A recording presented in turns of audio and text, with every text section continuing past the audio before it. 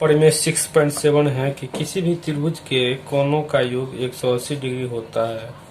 तो इसके लिए यहाँ पे इसको सिद्ध करने के लिए फिगर बनाते हैं। मान लीजिए एक त्रिभुज एबीसी है।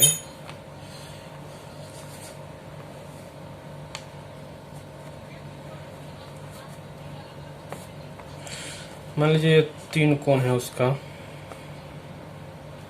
इसका नाम 1 रखते हैं, इसका 2, इसका 3।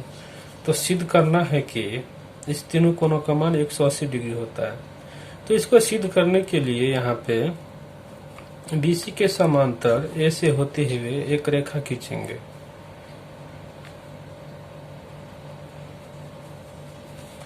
इसका नाम रख लेते हैं डीई,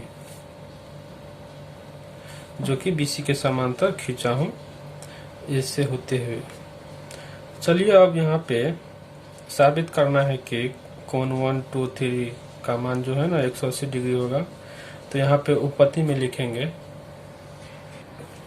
तो यहाँ पे उपपत्ति में लिखेंगे, माना कि एबीसी एक त्रिभुज है जिसका कोण 1, 2 और 3 है। सिद्ध करना है कि त्रिभुज एबीसी के तीनों कोणों का योग 180 डिग्री होता है, अर्थात angle 1 plus angle 2 plus angle 3 बराबर 180 डिग्री। रचना में बीसी के समांतर एक रेखा डी बिंदु ए से होकर खींचा। यहाँ पे रचना में लिखेंगे, ये रचना यहाँ पे क्या हो, डी बीसी के समांतर ए से होकर डी एक रेखा खींचा डी। तो चलिए अब इसको प्रमाण में लिखते हैं, इसको प्रूव करते हैं। तो यहाँ पे देखिए, इस फिगर में देखिए आप, यहाँ पे डी एक रेखा है। तो यहाँ पे एक कोण तो यहाँ बन रहा है, एक कोण यहाँ बन रहा है, और ये बीच में ये कोण बन रहा है। तो इस कोण का नाम रखते हैं 4 और इसका नाम रखते हैं 5। तो यहाँ पे डी एक रेखा है, आप जानते हैं ये डी सीधी रेखा है। तो इस पे जितना भी कोण बनेगा इसका मान कितना होगा, टोटल का योग 180 डिग्री होगा, क्योंकि सीधी रेखा पर जो है ना 180 डिग्री का कोण बनता है। यहाँ पे जितना भी कोण रहेगा इन सब का योग 180 डिग्री होगा। तो यहाँ पे चलिए लिखते हैं प्रमाण में, डी एक सीधी रेखा है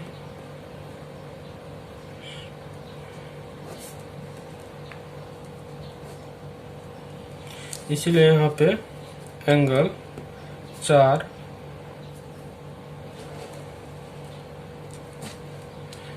एंगल 4 एंगल 1 एंगल 5 सबका मान कितना होगा 180 degree. Angle 4 plus angle 1 plus angle 5 का मान 180 डिग्री होगा।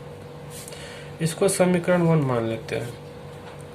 अब फिगर में देखिए, यहाँ पे डी समांतर बीसी है और ए बी तिर्यक रेखा। तो यहाँ से कोण 4 और 2 एकांतर अंतः कोण से बराबर हो जाएगा। आपने पढ़ा है कि दो समांतर रेखाओं के बीच एक तिर्यक रेखा हो इस तरह से, तो ये एंगल 4 और ये एंगल 2 जो है ना एकांतर कोण से बराबर होता है, यानी इस साइड का कोण और इस साइड का कोण एकांतर अंतर कोण से बराबर होते हैं। तो यहीं पे लिखते हैं।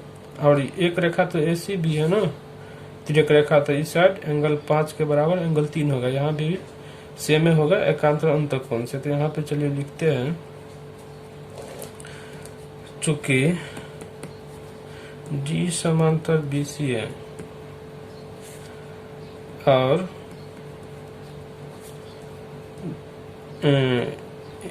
ए बी और ए सी तिर्यक रेखा है,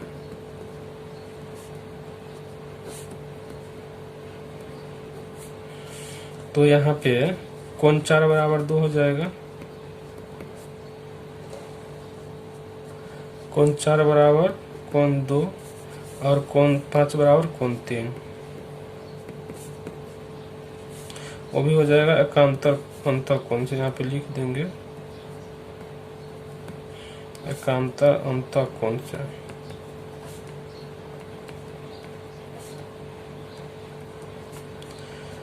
अब यहाँ पे लिखेंगे, अब एंगल 4 और एंगल 5 का मान समीकरण 1 में रखने पर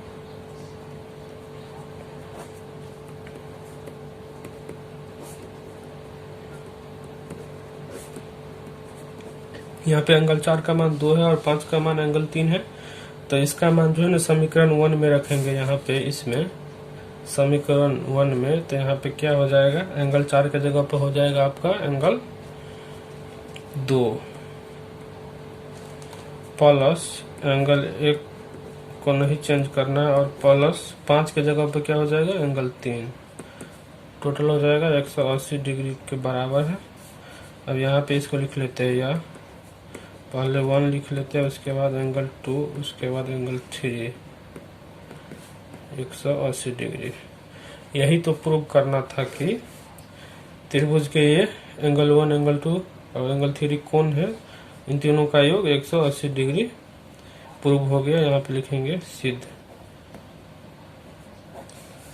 अब यहाँ पे मान लीजिए क्वेश्चन में दे देगा ये एक त्रिभुज है, ये तो हमने सिद्ध कर दिया कि एंगल 1 प्लस 2 प्लस 3 बराबर कितना हो गया 180 डिग्री। तो मान लीजिए आप यहाँ पे एक त्रिभुज पी क्यू आर है, आपको इसमें एक कोण का मान दे देगा 75 डिग्री, एक कोण का मान देगा आपको 25 डिग्री, और ये कोण आपको बोलेगा निकालने के लिए। तो आप इसको कैसे निकालोगे, यहाँ पे लिखेंगे angle P plus angle Q plus angle R बराबर 180 डिग्री। तो यहाँ पे पी का मान कितना है 75 डिग्री, प्लस क्यू का मान कितना है 25 डिग्री, प्लस एंगल आर बराबर 180 डिग्री।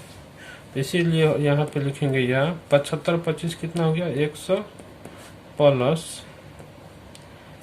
आर बराबर 180 डिग्री, इसीलिए हो जाएगा आर बराबर 180 माइनस ये 100 से जाएगा तो माइनस आ गया, इसका मतलब कितना हो गया आर बराबर 80 डिग्री।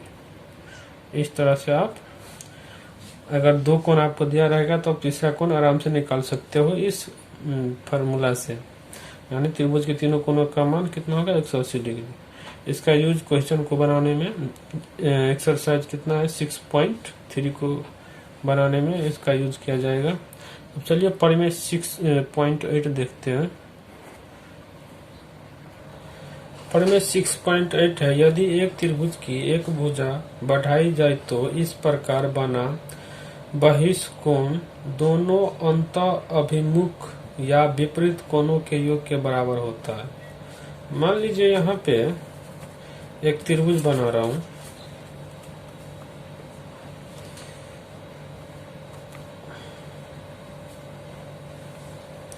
मान लीजिए त्रिभुज पी क्यू आर है और इसके एक भुजा क्यू आर को एस तक बढ़ाया गया।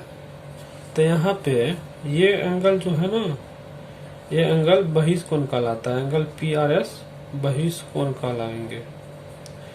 तो इसका नाम रख लेते हैं, ये एंगल 1 हो गया, ये 2 और ये इसका एंगल का नाम एंगल पी आर एस रहेगा। तो यहाँ पे इसका नाम रख लेते हैं 3।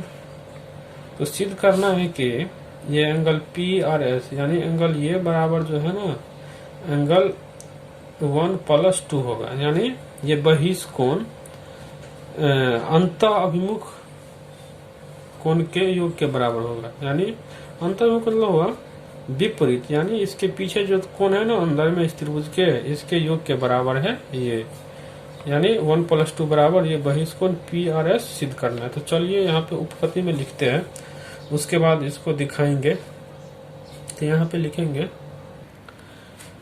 उपपत्ति में लिखेंगे, माना कि एक त्रिभुज पी क्यू आर के भुजा की ओर को बिंदु एस तक बढ़ाया, जिसमें पी आर एस बहिष्कोण कहलाता है। यानी इस फिगर में आप देखिए एक त्रिभुज पी क्यू आर है और इसमें भुजा की ओर को बिंदु एस तक बढ़ाएंगे, तो यहाँ पे एंगल पी आर एस यानी ये एंगल जो है ना बहिष्कोण कहलाता है। तो सिद्ध यहाँ पे लिखेंगे, सिद्ध करना है कि बहिष्कोण दोनों अंत अभिमुख कोण के योग के बराबर है।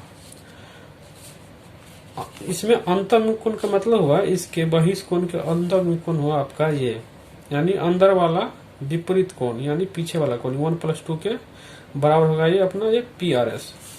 यहाँ पे लिखेंगे अर्थात सिद्ध करना है एंगल PRS बराबर 1+2। तो चलिए इसके लिए लिखेंगे यहाँ पे परिमाण में लिखेंगे PQR में, यहाँ पे angle 1 plus angle 2 plus angle 3 बराबर 180 डिग्री होता है। आपने अभी 6.7 पर में पढ़ा है। इसको समीकरण 1 मान लेते हैं। अब इस फिगर में देखिए यहाँ पे QS एक सीधी रेखा है और यहाँ पे कोण ये PRS प्लस कोण PRQ दोनों मिलाकर 180 डिग्री हो जाएगा रैखिक रूप से। तो यहाँ पे लिखेंगे चूंकि QS एक सीधी रेखा है, QS एक सीधी रेखा है, इसीलिए एंगल PRS प्लस एंगल ये PRQ यानी PRQ कितना है ये 3 है ना, इसको एंगल 3 लिख लेंगे बराबर कितना हो जाएगा 180 डिग्री रैखिक युग्म से। यहाँ पे लिख देंगे रैखिक युग्म से।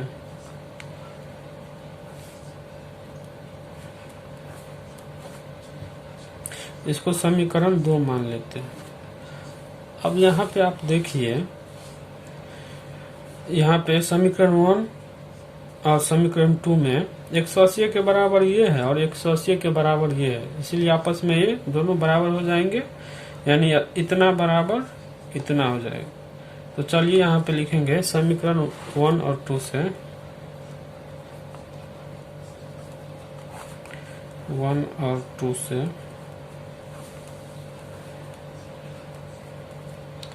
Angle 1 plus angle 2 plus angle 3 बराबर हो जाएगा अपना ये एंगल PRS प्लस एंगल 3। यहाँ पे 3 से कट जाएगा क्योंकि बराबर के बराबर यहाँ पे दोनों साइड ये 3 कट जाएगा। अब यहाँ पे हो जाएगा आपका एंगल 1 प्लस एंगल 2 बराबर एंगल PRS। इसीलिए एंगल इसको हम इसे लिख लेते हैं एंगल 1 प्लस एंगल 2। यहाँ पे यही सिद्ध करना था, सिद्ध हुआ। लिखेंगे सिद्ध।